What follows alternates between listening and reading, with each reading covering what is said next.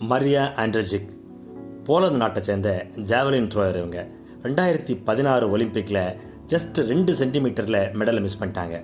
அடுத்த வருஷம் அவங்களுக்கு ஒரு சீரியஸான ஷோல்டர் இன்ஜுரி வந்தது. அதனால் அவங்களால 2 வருஷம் பார்ட்டிசிபேட்டே பண்ண முடியல எந்த கேம்லேயும். அதுக்கப்புறம் அவங்க உடம்பு தேறி வந்து மறுபடியும் ஒரு கம்பேக் கொடுத்தாங்க. 2018 அவங்களுக்கு போன் கேன்சர் வந்துருச்சு.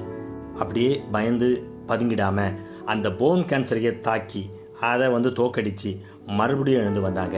2020 டோக்கியோ ஒலிம்பிக்கில் சில்வர் மெடல் வாங்கினாங்க. யாரோ ஒரு குழந்தைக்கு ஒரு ஹார்ட் சர்ஜரிக்கு $1.25 லட்சம் அமெரிக்கன் டாலர் தேவைப்பட்டது அப்படின்னு அவங்களுக்கு செய்தி தெரிய வந்ததுங்க. தன்னுடைய அந்த ஒலிம்பிக் வெள்ளி மெடலை அவங்க ஏலத்துக்கு விட்டாங்க.